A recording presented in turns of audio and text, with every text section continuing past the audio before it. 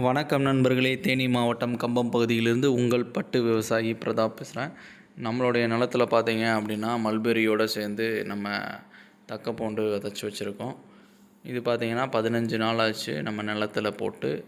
இப்போ பார்த்திங்கன்னா அங்கங்கே அப்பப்போ சாரல் விழுந்துட்டுருங்கனால ஓரளவு நம்மளுக்கு அரடி தக்கப்பூண்டு வந்து வளர்ந்துருச்சு. சரிங்களா? இந்த தக்கப்பூண்டு ஏன் போடுறோம் அப்படின்னா மண்ணோட வளங்களை வந்து மாற்றி அமைப்பதற்காகவும் அதிகப்படுத்துவதற்காகவும். இது என்ன பண்ணும்னா நைட்ரஜனை என்ன பண்ணும்னா சுவாசித்து உள்ள நிலத்துக்கு அடியில் கொண்டு போகும். அது எப்படி கொண்டு போகும்னா அதோடய வேர்கள் மூலமாக வந்து நிலத்துக்கு அடியில் வந்து காற்றை வந்து நைட்ரஜன் காற்றை வந்து உள்ளே கொண்டு போகும். சரிங்களா? நைட்ரஜனை உள்ளே கொண்டு போயிட்டு உள்ளே என்ன பண்ணும் அப்படின்னா ஒரு பபுள்ஸாக வந்து ஒரு முட்டையாக க்ரியேட் பண்ணும் அதோட வேர் பகுதியில். அதில் வந்து அங்கே ஸ்டோர் பண்ணும். சரிங்களா? அப்படி நிலத்துக்குள்ளே அடியில் கீழே கொண்டு போகிறனால என்ன பண்ணோம் அப்படின்னா நிலத்துக்கு அடியில் வந்து வேரோட்டங்கள் வந்து அதிகமாக கிடைக்கும். அதே மாதிரி பார்த்திங்க அப்படின்னா காற்றோட்டம் கிடைக்கும்போது பார்த்திங்கன்னா செடிகள் நல்லா சுவாசிப்பதற்கும் ஒரு நல்ல ஒரு இதாக இருக்கும். வேர்கள் வந்து அதிகமாக வந்து நிலத்தில் கிடைக்கும். அப்போ வந்து நிறைய சத்துக்கள் வந்து அங்கங்கே இருந்து நம்மளுடைய வேர்கள் வந்து எடுக்க ஆரம்பிக்கும்.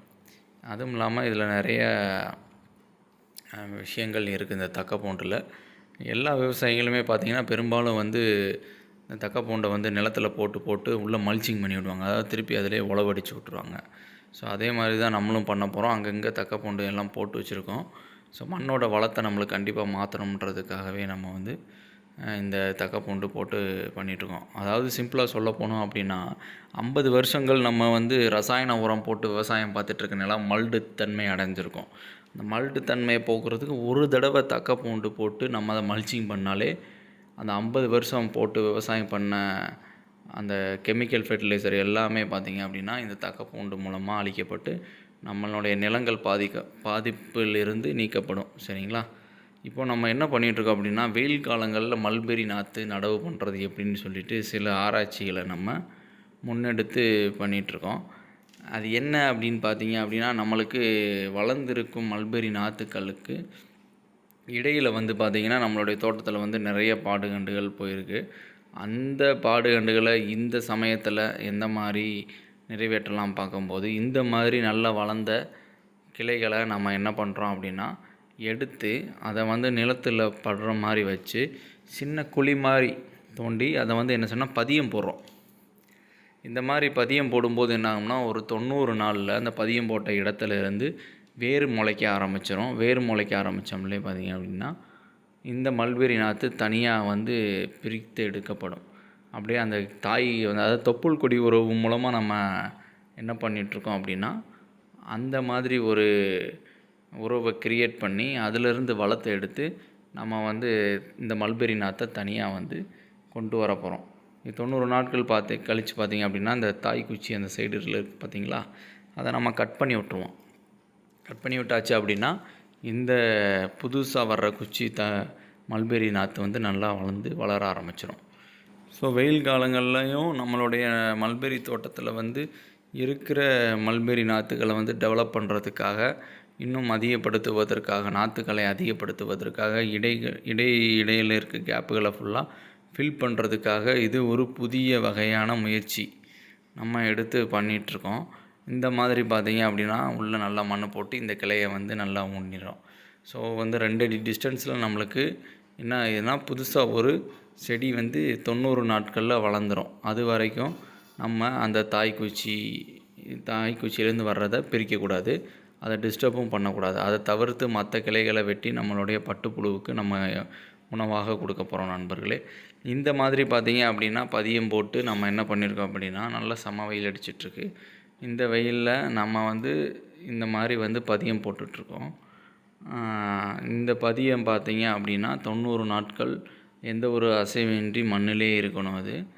அதுக்கப்புறம் நம்ம தாய்க்குச்சியை மட்டும் வெட்டிட போகிறோம். அதிலிருந்து அதுவே வந்து தானாக வளர்ந்து மேலே வரப்போகுது. அது எப்படி எந்த அளவுக்கு ரிசல்ட் நம்மளுக்கு கொடுக்குதுன்றதை நான் உங்களுக்கு பின்னாடி வர வீடியோக்குள்ளே காட்டுறேன். பார்த்தீங்க அப்படின்னா தெரியும் தான் இந்த மாதிரி வளர்ந்துருக்கக்கூடிய நல்லா ஒரு 50 நாள் 45 நாள் உள்ள செடியிலிருந்து நம்ம வந்து நல்லா ஒரு சுண்டு விரல் கனத்து உள்ள கிளையை வந்து நம்ம வளைச்சி இந்த மாதிரி மண்ணில் வந்து எட்டுற அளவுக்கு வந்து வச்சு புதைச்சி வச்சுருக்கோம். ஸோ இது பார்த்திங்க அப்படின்னா நம்மளுக்கு பெரும்பாலும் இந்த பிச்சி பூச்செடி, ரோஜாப்பூ, சில இதெல்லாம் பார்த்திங்க அப்படின்னா கொடி வகைகளை புல்லாம் வந்து நம்மளுக்கு பதியம் போட்டு எடுத்து கொடுப்பாங்க. நிறையா இடத்துல கேள்விப்பட்டிருப்பீங்க. ஸோ அந்த முறையை தான் இங்கே நம்ம பயன்படுத்தியிருக்கோம். ஸோ மல்பெரி குச்சியை வெட்டி நம்ம வச்சு அதை 90 நாட்கள் வளர்த்து எடுத்து அதுக்கு பின்னாடி நிறைய ப்ராசஸ் இருக்குது. அதை கொண்டு வந்து நம்மளுடைய நிலத்தில் ஃபீல்டில் கொண்டு வரணும். அது சிலது வந்து திருப்பி இதே மாதிரி பாடுகண்டு போகும். ஸோ நம்ம அந்த இதை தவிர்க்கிறதுக்காக ஆல்ரெடி இருக்கிற மல்பெரி தோட்டத்தில் இருந்து மல்பெரி இல்லாத இடங்களுக்கு பார்த்திங்க அப்படின்னா பாடுகண்டு போடுவதற்கான இது ஒரு புதிய முயற்சியை நம்ம கையாண்டிருக்கோம் நண்பர்களே. இந்த மாதிரி பார்த்திங்க அப்படின்னா ஒரு 400 கண்டுக்கிட்ட நம்ம பதியம் போட்டு பண்ணியிருக்கோம். இதை பார்த்திங்கன்னா தெரியும், சின்ன சின்ன கிளைகளை வந்து பிரித்து நம்ம எடுத்து பதியம் போட்டு நல்லா அசையாத அளவுக்கு மண்களை நல்லா ஆழமாக வெட்டி உள்ளே வளைச்சி வச்சு அதுக்கு மேலே மண்கள் போட்டு அது மேலே நல்லா மிதித்து விட்டுட்டு அதுக்கப்புறம் 2 மம்டி மண்ணை அள்ளி மேலே போட்டு விட்டோம்னா நல்லா மழைக்கும் கரையாமல் இருக்கும் நண்பர்களே. இது ரொம்ப ஒரு முக்கியமான ஒரு விஷயம். இது எந்த அளவுக்கு நம்மளுக்கு சக்ஸஸ் ஆகுதுன்றதை நான் உங்களுக்கு அடுத்த வர வீடியோவில் மிக தெளிவாக பதிவிடுறேன். இதுக்கு 90 நாட்கள் ஆகும். சரிங்களா? நம்ம மல்பெரி தோட்டத்தில் இந்த மாதிரி சில விஷயங்கள் வித்தியாசமாக சிந்தித்து செயல்பட்டு இருந்தால் மட்டுமே தான் நம்மளுடைய தோட்டத்தில் அடுத்தபடியாக நல்ல கட்டத்தை நம்ம எட்ட முடியுன்றதை நான் தெரிஞ்சுக்கிட்டேன். இந்த பார்த்தீங்கன்னா தெரியும், இதெல்லாம் தனியாக பிரித்து வச்சு தான் வளைச்சி வச்சு இந்த கண்டை தனியாக எடுத்துருக்கோம். அதுலேருந்து இதுக்கு ஒரு 2 அடி டிஸ்டன்ஸ் வரும். சரிங்களா? ஸோ இந்த மாதிரி லேஸ் அப்போ வந்து அந்த வளைச்சி டிஸ்டர்ப் பண்ணி வச்சுருக்கனால லேஸாக வாடல் தெரியுது. அடுத்த நாள் போயிட்டு நம்ம பார்க்கும்போது பார்த்திங்கன்னா ரொம்பவே ஃப்ரெஷ்ஷாக, அது என்ன சொல்கிறது, அப்படியே அது அந்த இடத்துல இருந்து வளர்ந்த மாதிரி ஒரு ஃபீல் ஆகுது. அந்த அளவுக்கு அந்த எந்த ஒரு வாடலுமே இல்லாமல் கன்று வச்சு கிட்டத்தட்ட ஒரு 90 நாட்கள் ஆனது மாதிரியே வந்து அந்த கன்று வந்து உயிர் பிடிச்சி இருக்குது நண்பர்களே. நம்ம இதை பொறுத்து இருந்து தான் நம்ம பார்க்கணும் எந்த அளவுக்கு நம்மளுக்கு ரிசல்ட் கொடுக்குதுன்னு. சரிங்களா? இது வந்து முழுக்க பார்த்திங்கன்னா வளர்ந்திருக்கும் மல்பெரி தோட்டத்தில் பாடுகண்டு போடுவதற்கு மட்டுமே பயன்படுத்தப்படும். சரிங்களா? மற்றபடி இது புது நிலத்தில் கொண்டு போய் நம்ம வந்து இந்த மாதிரி குச்சியை வெட்டி வச்சாலோ அது வளர்றது கண்டிப்பாக வளராது, ஃபெயிலியர் தான் கொடுக்கும். சரிங்களா?